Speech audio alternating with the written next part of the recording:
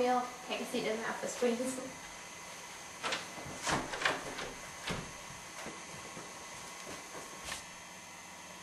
So, why don't you tell me about those that are close to you?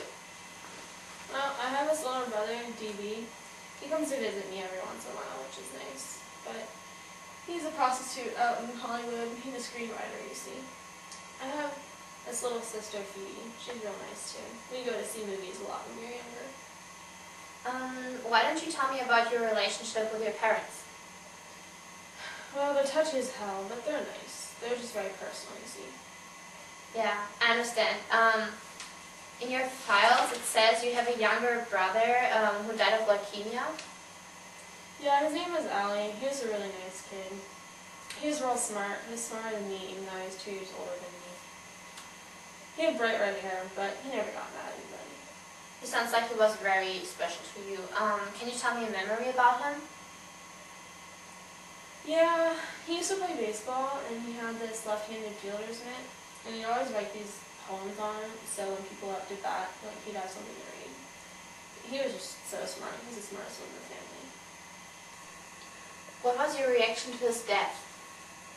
Well, I was only 13 when he died, and just for the hell of it, I broke all the windows in our garage. I broke my goddamn hand off while I was at it. And I tried to break all the windows in our family station wagon, but I couldn't because of my hand. Did this make you feel better? Well, looking back at it, I realized it's kind of stupid, but I didn't really know what I was doing. I kind of just went crazy. It did help a little bit to get my anger out, and I guess I don't blame my parents for wanting me psychoanalyzed. I really don't. It's interesting that your attitude has changed over the past years regarding to the death of your brother. So, how has Allie's death affected your education? Well, before he died, I guess I did okay in school, but after his death, my grades just started slipping and I started failing out of high school. It wasn't because it was hard or anything, I stopped caring. Yeah, I noticed you had some trouble in not only Wooten and Alton Hills, but also more recently in Pensy Prep. Yeah, it's complicated. Do you want to talk about it? All I have to say is the reason I left Elton was because I was surrounded by phonies. They were everywhere. I couldn't stand it. It made me crazy. I hated those kind of people. What kind of people? You know, phonies. Take my old headmaster, Mr. Haas, for example. He was charming as hell when he was shaking the hands of all the parents, but he wouldn't talk to those parents that were funny looking. I see in your file here that the last school you attended was Pensy Prep. How was your experience at Pensy? Well, in English I did alright because I already knew all that stuff from Wooten, and all we did was compositions. But my other 4 subjects I didn't do so hot in. They just didn't interest me. Did you maintain any relationships at Pensy? Yeah, I was friends with this kid named Ackley, who roomed next to me. He had a terrible personality. He was kind of a nasty guy. I wasn't too crazy about him, to tell you the truth, but we hung out sometimes, but not too often. Then there was my roommate, Schroeder. He was alright. He was always in a big hurry and everything was a big deal to him. And he was kind of a secret slob. Like, he always looked good, but he was a mess at the same time. He was pretty handsome, I'll admit, but boy did he know it. So how was your relationship with Schroeder? Oh, it was okay, but he was always asking for favors, like borrowing my jackets or doing his homework or something like that. This was ironic because I was the one failing out of high school. But the thing that bothered me the most was when he went out with my good friend, Jane Gallagher. Was Jane an important part of your life in New York?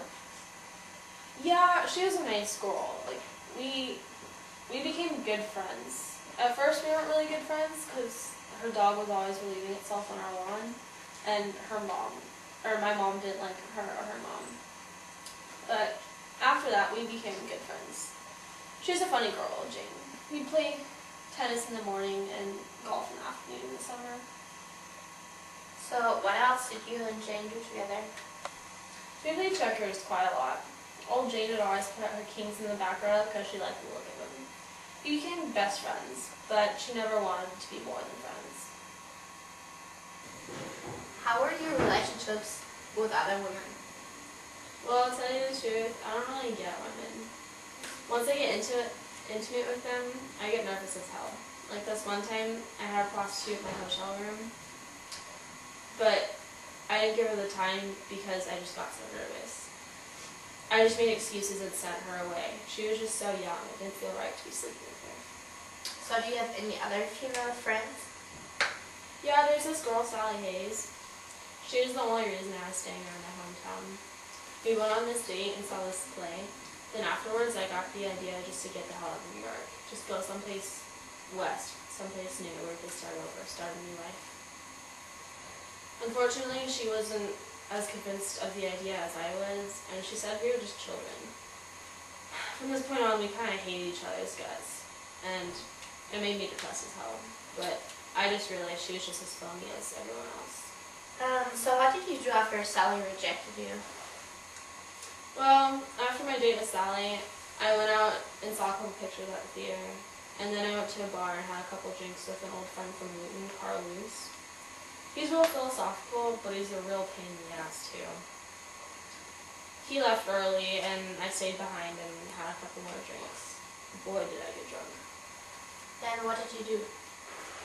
Well, I sort of jumped out with Sally, and I started crying. I was so depressed and lonesome, you know. So after this, I sobered up and went and visited my sister Phoebe at my parents' house. I just woke her up and we started talking. Well, what did you and your sister talk about? Well, before my date with Sally, I got a great old record called Little Shirley Beans for Phoebe because I thought she'd like it, but I actually dropped it. She wanted all the pieces, so I gave them to her. Then we started talking about Phoebe's life and what was going on. She figured out that I got the axe from Pensy, and she got so damn worried. What was Phoebe's reaction to your expulsion from Pensy? Well, she got really emotional and kept repeating, "Daddy's gonna kill you," over and over again. She can be real mad then sometimes. I wouldn't give a damn if my dad did kill me, that is. Phoebe, wake up, it's Holden. Holden? Is it you? Yeah, it's me, Holden. Huh? Where are Mom and Dad? They're not home. Oh, okay. What are you doing here? You're not supposed to be here till Wednesday. Well, I just wanted to see you. You got expelled out of Pensy. Isn't it like this, Holden? Yeah, but Phoebe, I was surrounded by phonies. You got expelled, Holden? Daddy's gonna kill you. No, Phoebe, he won't. Daddy's gonna kill you, Holden. No, Phoebe, let's just talk. Daddy's gonna kill you. Phoebe, calm down. You're being emotional. Let's just talk, okay? Daddy's gonna kill you, Holden. Daddy's gonna kill you. Listen, Phoebe, I gotta go because Mom and Dad are gonna be home soon. Can I borrow some dough? Okay. Just because you're my brother. I'll take it. Look, I just need money for cab fares or hotels. Does that sound good? How much do you need? Well, what do you have? I don't want to use all your dough. You gotta buy Christmas presents, right? Here, $20. Are you sure? Thanks, Phoebe. I gotta go. Oh, is that Mom and Dad? I gotta go. Thanks, Bye. Phoebe. What else did you guys talk about? Well, I tried to explain to her why I had left Pensy and all the phonies who made me depressed. Oh boy. Then Phoebe got all sensitive and said that I didn't like anything. That made me even more depressed. Is Phoebe right? Do you like anything? Sure I do. I like Allie and talking to Phoebe and thinking about stuff. Anyways, she asked me what I want to do in the future, and it got me thinking about the poem by Robert Burns. I thought it was "If a body to catch a body," and that's what I want to do. What do you mean by saying this? Well, I keep picturing all these little kids in the field, and I'm sitting by a cliff waiting to catch them if they fall. That's what I do all day, be the catcher in the rye. I know it sounds crazy, but that's what I want to do. Well, it's good that you're thinking about your future. What did you do after talking to your sister? I phoned up my old English teacher from Elkton Hills, Mr. Antolini. Then my parents came home, so I had to leave. So I went to Mr. Antolini's house. Phoebe lent me some of her Christmas dough because I was practically broke. So what did you and Mr. Antolini do that night? We just talked mainly. He's a real philosophical guy. He talked to me about my education, and then he let me sleep on his couch. But in the middle of the night, I woke up to Mr. Antolini petting me on my head. He was sitting on the ground next to the couch I was sleeping on. It freaked me the hell out, so I got up and left and went to the train station. Why did Mr. Antolini freak you out, as you said? I just felt embarrassed and depressed. Mr. Antolini, the pervert, petted me on my goddamn head, and I got so nervous I made an excuse to leave. Tell me what happened after this. Well, I kind of just walked around and thought about Phoebe. It was then that I realized I'd never want to go home or go to another school again. Where did you want to go? Well, first I wanted to see old Phoebe again, to say goodbye and give her back her old Christmas dough. I wanted to go out west, somewhere new, someplace where I wouldn't have to see anyone or know anyone. I'd hitchhike my way out there. It's sunny out there. Did you end up leaving like you had planned? No, I did see old Phoebe again though. We just went to the zoo and rode on the carousel. After that I did go home, and now I'm here. Well, Holden, after reviewing your file today and talking to you, it seems to me that you're suffering from isolationism, depression, and occasional violent outbursts. Did these violent outbursts continue after the garage windows incident? Sort of. I was trying to protect Jane. After her and Stradlatter's date, I just couldn't stand the thought of them being together, so I punched Stradlatter, and we got in a brawl. I ended up with a bloody nose, but Stradlatter wasn't hurt. Hey! Hey Stradlatter. How was your date? It was good. Good. What'd you do? We were just sitting in Ed Binkley's car. Did you give her this time in Ed Binkley's car? That's a professional secret.